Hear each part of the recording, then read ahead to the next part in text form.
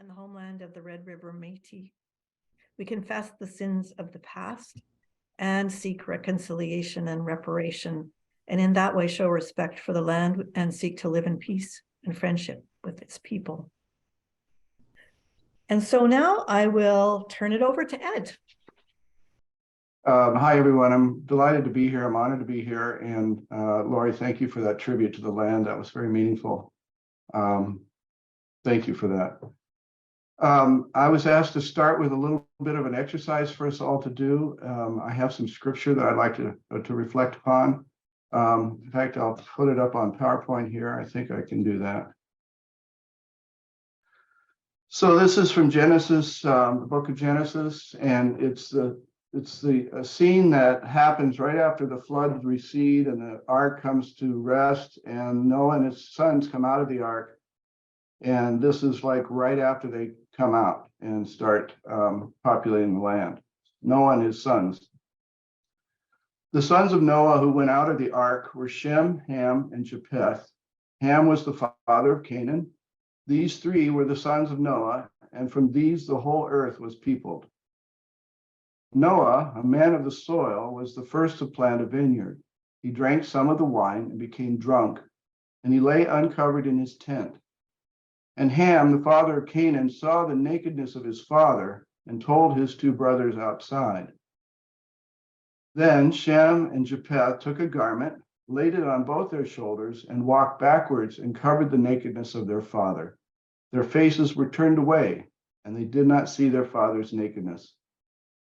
When Noah awoke from his wine and knew what his youngest son had done to him, he said, "Cursed be Canaan, lowest of slaves shall he be to his brothers."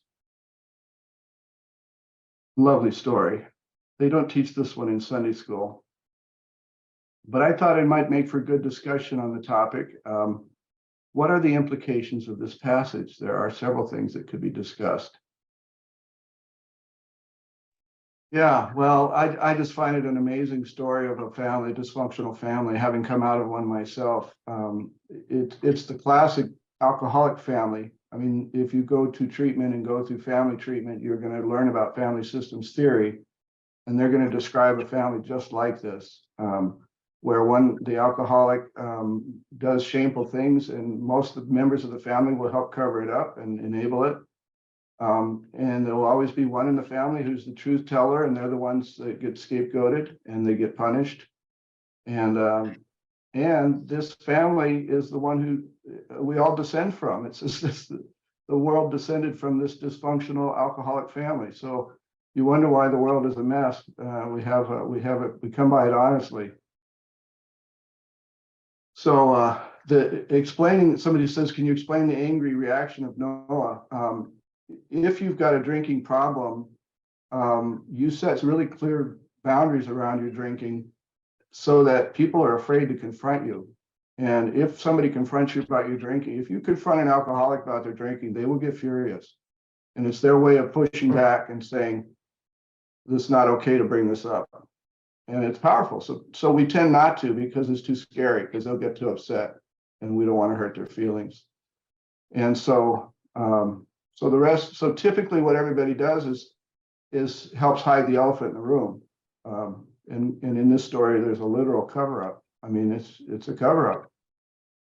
And it says, yeah, we know he's naked, but we don't want to look at it. We don't want to talk about it. We don't want to deal with it. And if we're going to be followers of Jesus, we're called to confront the truth. And there's a price to pay for that. Being a prophetic voice always gets you into trouble. And the question is, are we willing to risk that?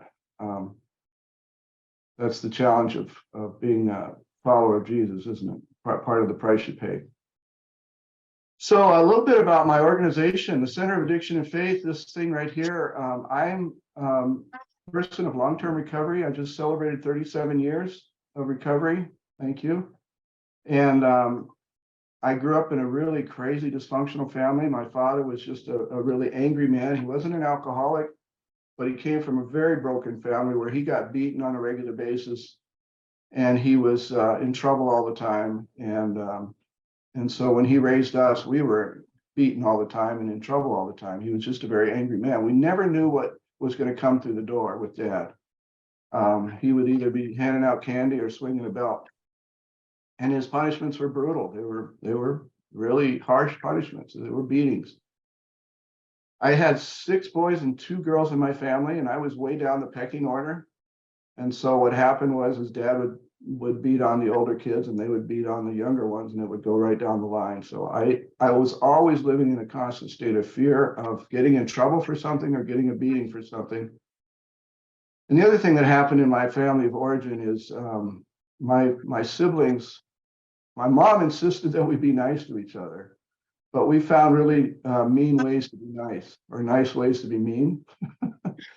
So we would pick on each other's flaws and shortcomings and exploit them for humor and in front of each other. There was a lot of sarcasm, and I didn't know any of this wasn't normal until I got older and started working on my past. But it was a terrible soup of shame, guilt, and fear that I grew up in. So that when I took my first drink at age 14, it was the first time in my life that I felt good. I'll never forget that feeling. A friend of mine stole some whiskey from his dad, and I stole some Pepsi from my mom. We mixed it up in a mason jar and drank it, and I felt amazing. I can still remember that feeling of it going down my esophagus and warming me up from the inside out. But I felt how I felt was a peace. Somebody described opioids as approximating the feeling of love. And I don't know if you remember those beer commercials where the guys would drink beer and call their friends and say, "I love you, man." Because when you take those drugs, you feel euphoric. You just feel love, and it's artificial, but it's an incredible feeling if you're not used to feeling it. And so I have come to believe that underneath every addiction, there's unresolved trauma and childhood issues. Not in every case, because it's a complicated issue. There's no one single thing you can point to, but I've become, after many years of working in the field, really convinced that most people who become addicts are taking medication for the pain that they have. These are not bad people doing bad things. They're hurting people trying to fix their pain. And what happens is that I didn't set out to be an addict or an alcoholic, but what I knew was this made me feel amazing. And if something makes you feel amazing, you want to do it more. And so I just knew if there was drugs or alcohol around, I wanted some. And so I just made sure I was around it wherever it was possible. And so I went through high school that way. My reputation in high school, my nickname was Woodstock. I had long hippie hair and long hippie shirts that I wore, and I was stoned all the time, and I was at all the parties, and I was just a wild kid. I was that kid that if you saw your kids playing with, you'd say, "I don't want you hanging around with him. He's a bad influence." I pretty much kept going in that direction. What happens when you start drinking and using drugs, you make poorer and poorer decisions. And like waking up naked in your tent, like Noah. But you do shameful things, and then you have to live with yourself. And so you learn to lie to yourself. You have to justify your behavior, and so it just gets deeper and deeper, and you get to the point where you're not even in touch with yourself anymore. In fact, you become a person that you don't even personally approve of. I can't even tell you the number of days I woke up and looked in the mirror and thought about what I'd done the night before and just called myself every name under the sun, and just had no self-esteem left. And I so much wanted it to stop, but I didn't know how. I didn't approve of what I was doing, but I didn't know how to stop it. I didn't think it was drugs and alcohol.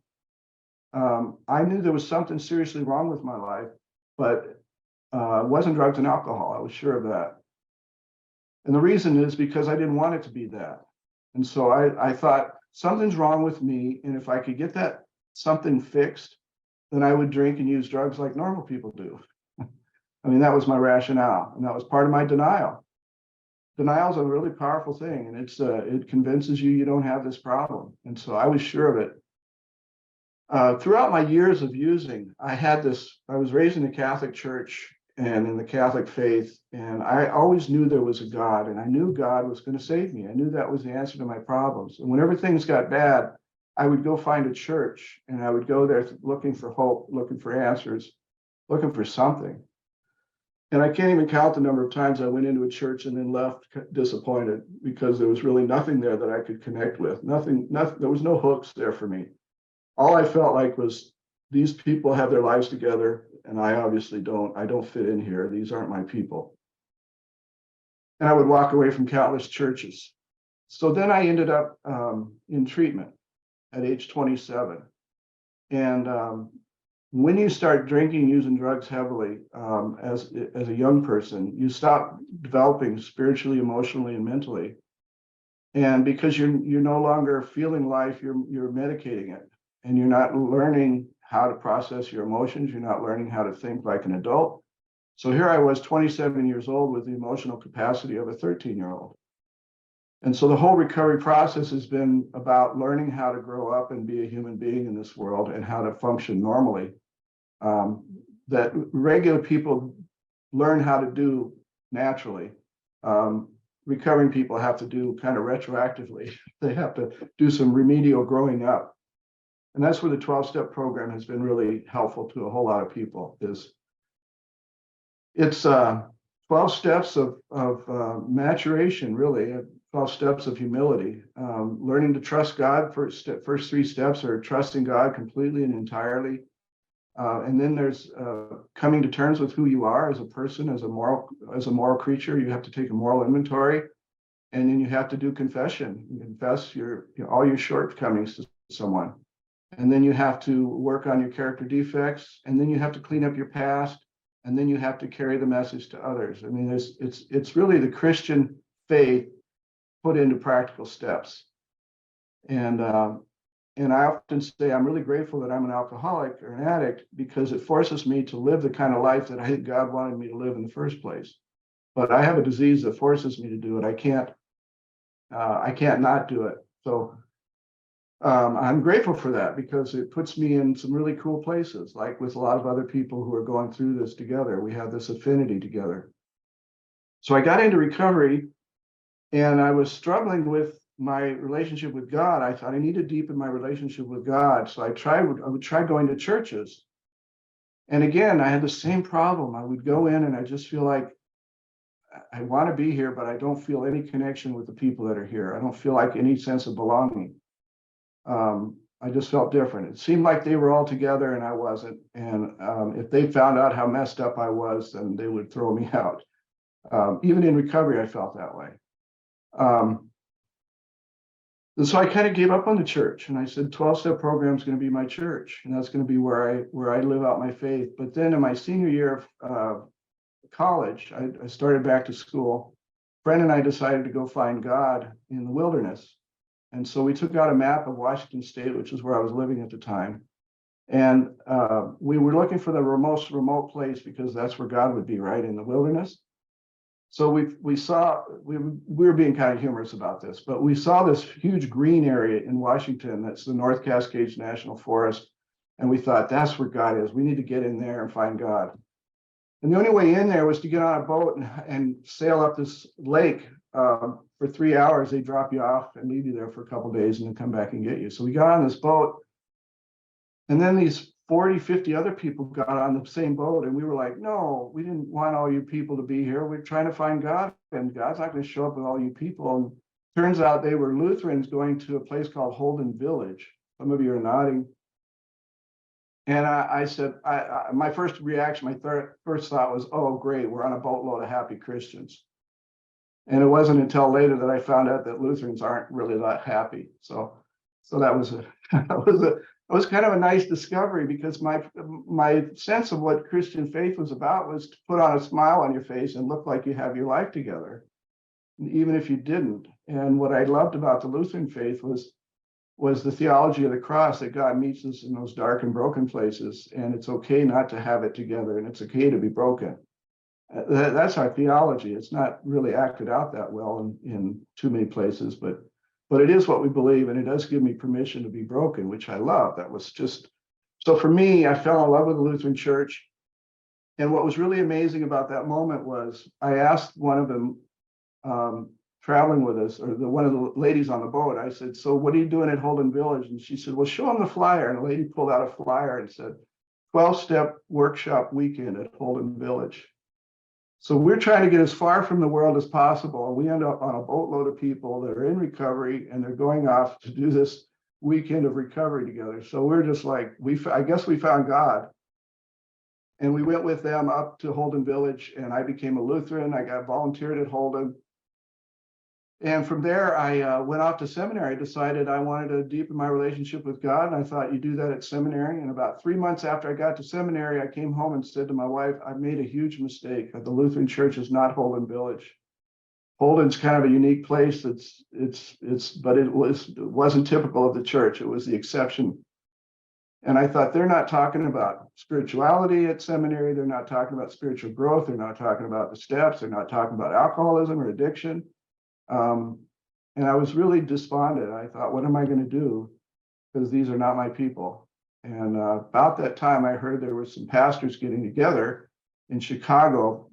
I don't know if you know the distinctions between the Lutherans, but there was the ELCA Lutheran and the Missouri Synod Lutherans. And they're probably at opposite ends of the spectrum, but they were meeting together in Chicago because they were alcoholics and they were pastors. And I thought, I want to be there. So I drove to Chicago, and I came into their meeting, and here they were sharing their stories, and it was like coming home. And I thought, okay, I can be a pastor in this church because there are some talking about it. So we formed what was called the Fellowship of Recovering Lutheran Clergy. I've been the director of that for the last 18 years, but it's been in existence since that first meeting 30 years ago.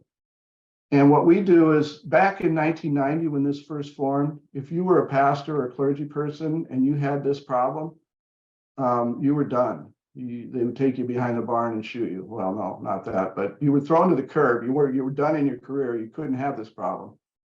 And we started advocating for pastors and saying, no, pastors are people. They have diseases like everybody else. This really is a disease. Pilots, nurses, doctors all have organizations that help them stay in their careers. And we should be doing the same. And so we developed an impaired professionals policy. And we wrote a book about our stories, and we developed some resources. We do an annual retreat, and we do a whole bunch of stuff to support clergy in recovery. And so we've been doing that for, like I said, 30 years.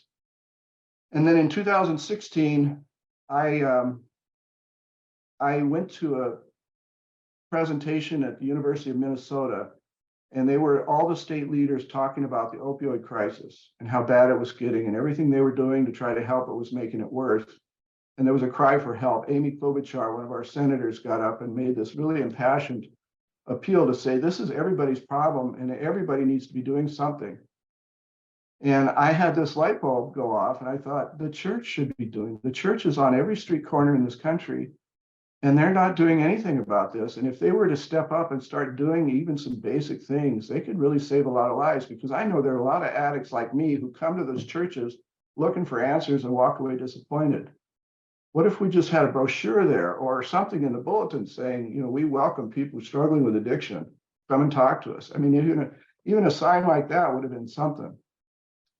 And so I got this idea that churches ought to be more engaged and more understanding. I know at seminary, they really don't teach on this topic very well. Maybe they do as part of a pastoral care class, but usually it's not very much. I know in the medical profession, they're not taught about addiction. We have some really good science out there now about it. And yet we're still working in our culture with 50-year-old information and mythology around addiction. We still have some really strange ideas of what it actually is.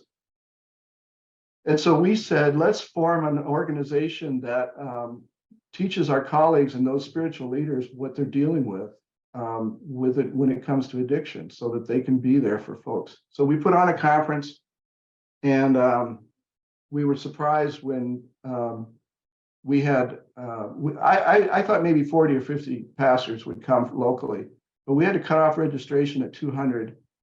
And they came from 17 different denominations and 34 different states, including Canada. We had one representative from Canada, And so we were international from our very start. It was pretty cool.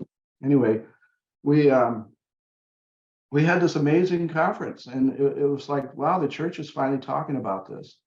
We did it again in 2019. And then from there, my colleagues began to insist that I do make this into a ministry. And I thought, well, I'd love to, but I've got a full-time job as a pastor. This is a lot of work. But I eventually answered the call to leave the parish and to do this work full-time. So I formed a nonprofit called the Center of Addiction and Faith. I always forget which side it's on. And so we do our annual conference, and then we do a monthly webinar. We just had a great webinar yesterday with an author who wrote a book called The Downstairs Church. She talks about how she did not find grace in the church, but found it in the basement at the 12-step meetings, and then eventually found her way upstairs to the blessing of the church. And she talks about trying to figure out how do we bring those two worlds together, because they really do need to be joined, because there's benefits from both sides. So that was a really wonderful webinar. We have about 3 years worth of webinars in our library. We have a podcast where I interview pastors in recovery. We have about 14, 15 stories in our podcast. They're inspirational stories about how God delivered people who were trapped and gave them their life back. And these are all pastors, so that makes it even more interesting. We have 12-step groups that meet online. We have one just for clergy. We have a 12-step meeting just for veterans. We have a 12-step meeting just for LGBTQ. We have meetings for churchgoers, for people, typically going to a 12-step meeting, you're not supposed to talk about your religion at all. But some people want to talk about their faith and how it connects to the 12 steps. So we host meetings where people are comfortable doing that. We say church-going types that are in recovery. And so our primary purpose is to awaken faith communities to address addiction. That's our mission. I'm going to share our website with you and share some of the resources that we have. This is our website, Awakening Faith Communities to Address Addiction. We're trying to tell faith communities that they have a role to play and they ought to be doing some things. Brian McLaren spoke at our second conference, and he gave us this great quote. He says, "I know those suffering from every kind of addiction will often first turn to the church for help, but too often walk away disappointed. We should do better, and we can. The Center of Addiction and Faith is available to help. I'm grateful for their work. Please help them. Let them help you help others." And so one of the things we have on here is our resources. If I click on this page, this will take you to our podcasts. We have, like I said, lots of stories on here. A story about a bishop, Bishop Hoover. His first week in office, he had an intervention by his staff and he had to go off to treatment. He came back and he finished out his tenure as a bishop and has an amazing story to tell about that experience.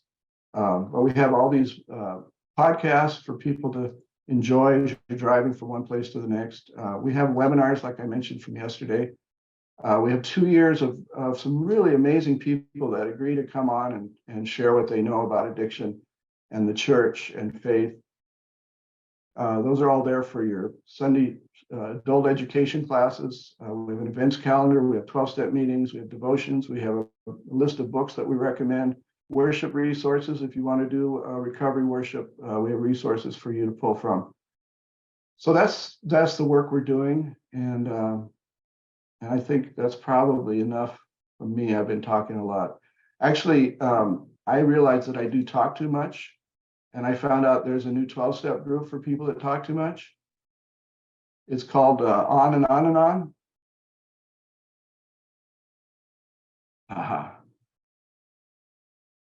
And there's a lot of pastors in that group. Anyway, I just leave it open for questions, and then I think we have a little bit of an exercise we can do in the last 10 minutes. Questions, comments, criticisms.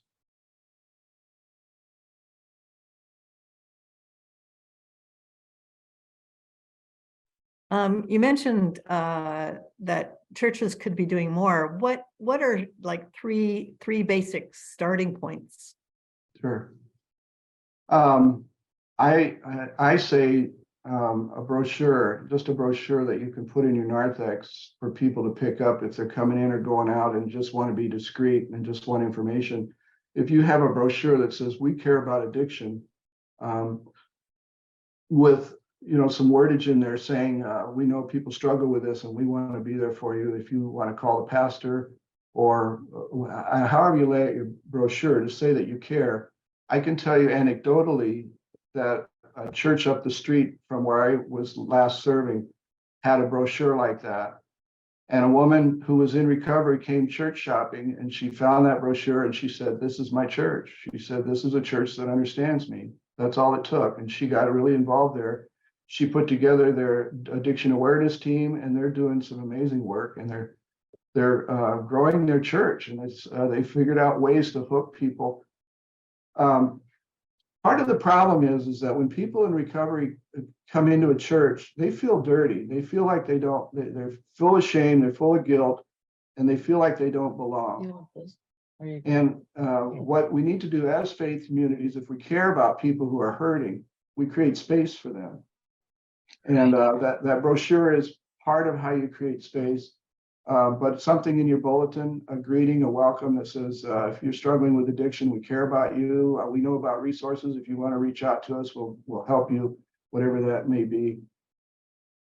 One of the things we tell people to do is find out who the people are in your church who are in recovery, because every time I go to a church and preach, I have at least 5 people from that church whisper in my ear on the way out, I'm a friend of Bill W's, which is code for I'm in recovery.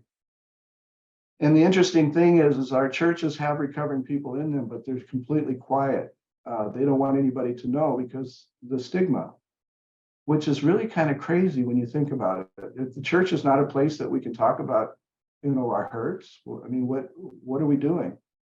When I was an intern at Luther Seminary, I was in my first church serving, and I heard that one of our ushers was a member of Al-Anon. So I went over to him and I said, hey, I'm in AA. And he said, oh, great. So we had this immediate connection, had this great conversation. And then I said, would you ever share your story at during Lent? Maybe tell a Lenten faith story. And he just got this horrified look and said, I would never share that part of my life in church. I just thought, what is wrong with church that we have gotten where we can't share our hurts? I mean, it just feels like it's the opposite of what it's supposed to be. If church isn't a place to bring your hurts, where are you supposed to go? So we need to change that. So I say, find those people that are in recovery and get them telling their stories. Because when one person starts telling their stories, other people get helped. It's really quite extraordinary watching that happen. So if you can give permission, get somebody in recovery telling their stories or being a resource to the pastor, they love doing that.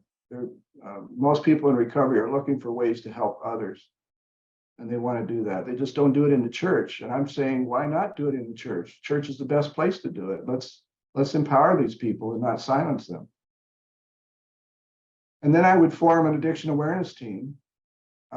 If you can find that 1 or 2 people in recovery and invite them to be an addiction awareness team.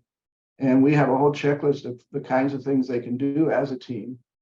They can get team training. There's an organization called Faith Partners that teaches you how to put together an addiction awareness team and how to sustain it over time and all the things that they can be doing. Like they can do the advocacy work.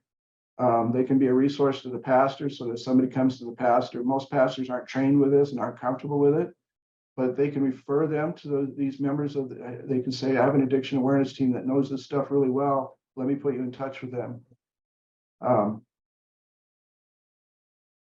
And then I would encourage you to consider doing an annual Addiction Awareness Sunday, where you bring in, if you don't find somebody in your community, find somebody in AA that's willing to come and share their story. Those stories are incredibly powerful. When Jesus healed the demoniac, if you remember, he was filled with a legion of demons, and they were cast out into the pigs. And after Jesus healed him and made him right again, I mean, I don't know if he was an addict, but he sure fit the description in my view. I mean, he was an outcast from society. He was howling at the moon, which is a lot like singing karaoke. He was living where dead people are, which is like living in sleaze bars. But he was a wreck. So I don't know. He had mental health issues. He had addiction. Who knows what all he had? But he was pretty broken. Jesus heals the man, and then the man says, "Let me come with you." And Jesus says, "No, you go and tell everybody what God has done for you." And we don't know this part of the story, but how many people did that man go on to save by sharing his story? I mean, I know that he touched countless lives. It's our stories of healing and redemption that, I mean, we celebrate this ancient story of redemption, resurrection and redemption, but we have resurrection and redemption going on all around us. Those stories need to be celebrated in the church. Anyway, no, but this has been great. Thank you for having me here. I appreciate the opportunity. Thank you. And I know that your website will be a resource for people to, and do you have Yes, one other thing, our phone app, all those resources I showed you on our website, those are all on our phone app. If you have a smartphone, go right now to your app store and look for Center of Addiction and Faith, and you can have all those resources at your fingertip. Super. All for free. Thank you. Yeah, great. And do you have a conference this year? Yes, October 5 through 7. It's at the Hilton Airport in Bloomington, Minnesota, and our website will have that information in the coming days. Okay, thank you very much. Let's close with a prayer. Loving God, people in this group and people around us are suffering with addictions, body, soul, and mind. We don't understand why, but we do understand love. Hear our cry, O God. Have mercy, bring freedom and healing, and set the captives free. Send your sweet grace and loving tenderness. May your Holy Spirit come to our loved ones and the people we know, and to ourselves. Help us change. Let us transmit peace and calm. May we serve by being a presence with the unshakable belief that all things are possible by the glorious grace of Christ Jesus. Amen. Amen. Thank you, everyone, for coming.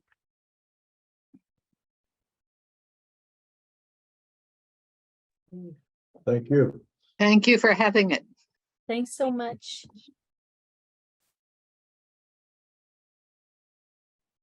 Thank you very much.